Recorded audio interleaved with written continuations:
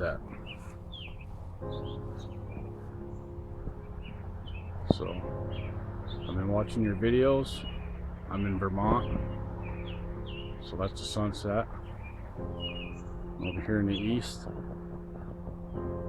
tell me what that is, because I've never seen that before.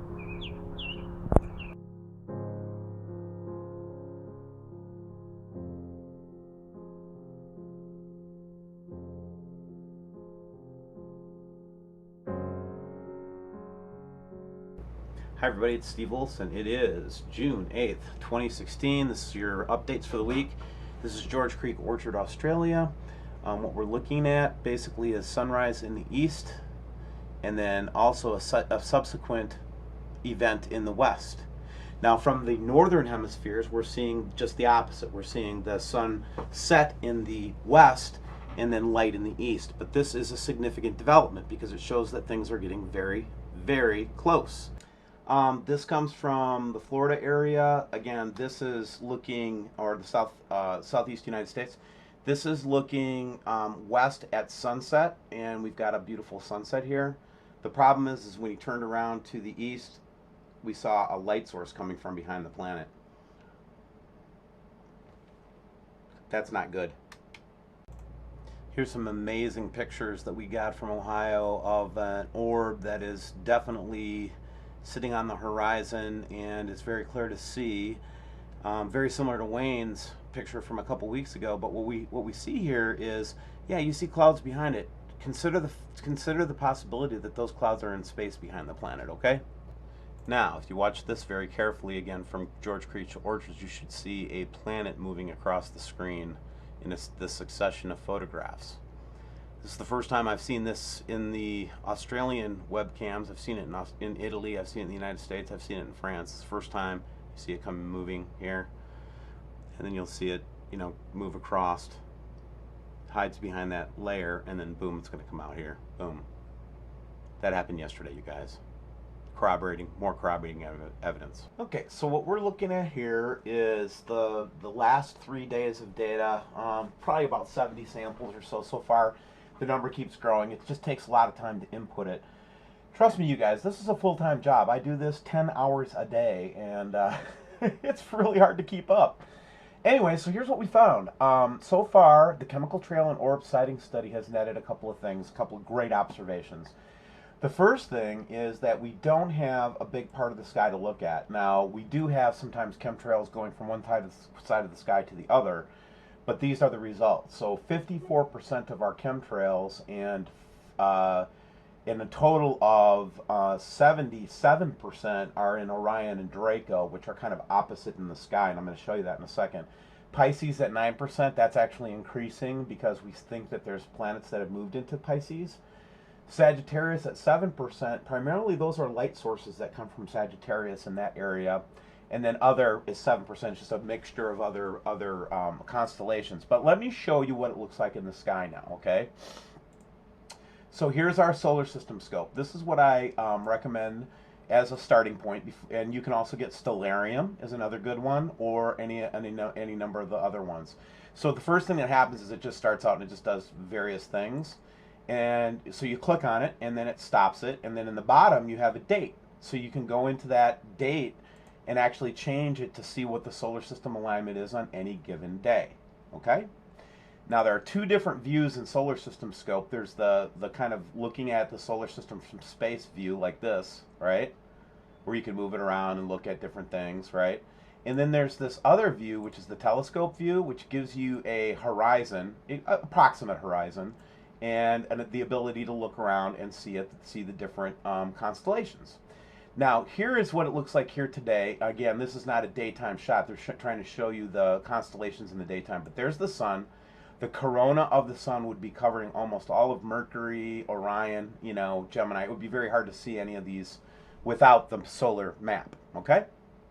So, when we talk about, Orion being a big part of this stuff, it's not as precise as we'd like it to be at this point, but it's in this general area of Orion, Gemini, the constellations, and then Regal, the star, and a couple of these places. So this is where we're seeing a lot of activity right now.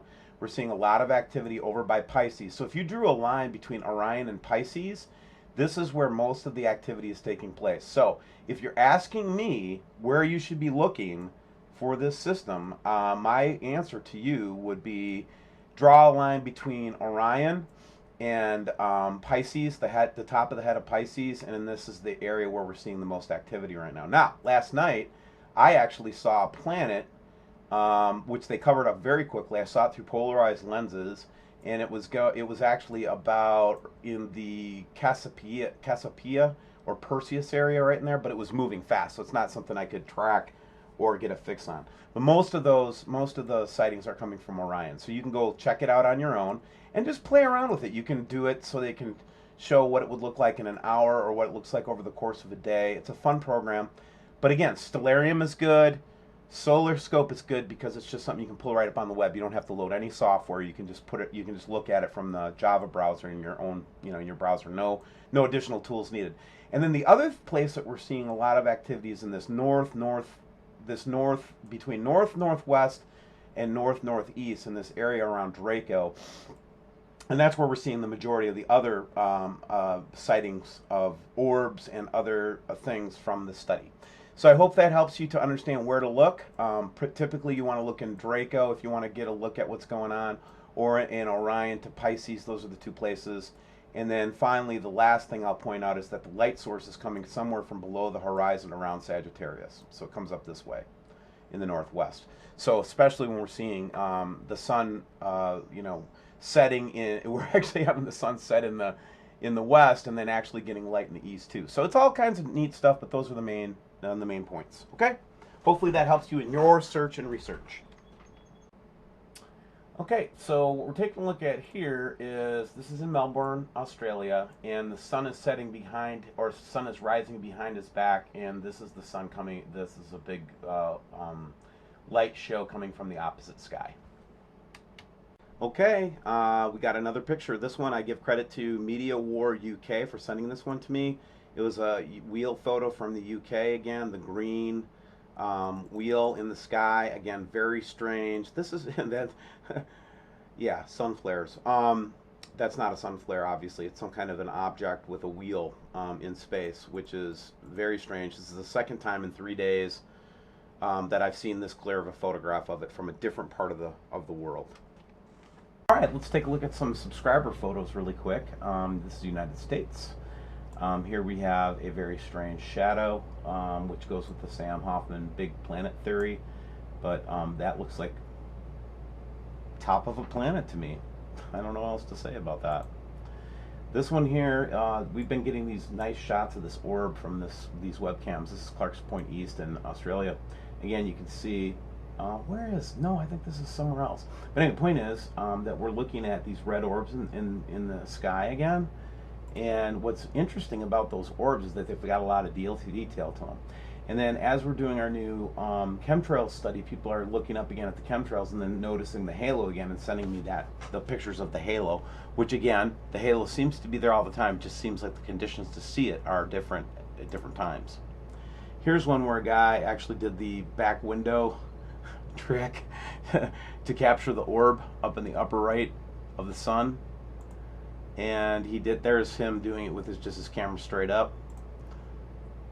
Here we see, again, I did see this orb last night with my naked eye. By the time I got out, it was invisible again because of the chemtrailing. But actually, I saw the orb with the dust cloud following it with my own eyes, and I couldn't photograph it. And then here it appears that another planet or object is occluding the sun somewhat. Very interesting now that we've got the eyes to see and the areas to look, but it does seem like they are chemtrailing the whole southern sky right now, I think. Here we've got some interesting footage from one of the all sky cams again, but this time they actually captured some kind of a red grouping of objects, again, which kind of corroborates with some of that weirdness that we saw in the beginning. And then again, I think this is in France, but there's where we saw it. And then look at this corroborating photo from a couple of days ago where Sharon and I caught basically the same object, and she just got a very clear view of it. I had a less clear view of it, but it's the same basic object. And then here we see some recent activity in Oklahoma. I don't know if that's the sun or not, but that sure is a weird looking storm.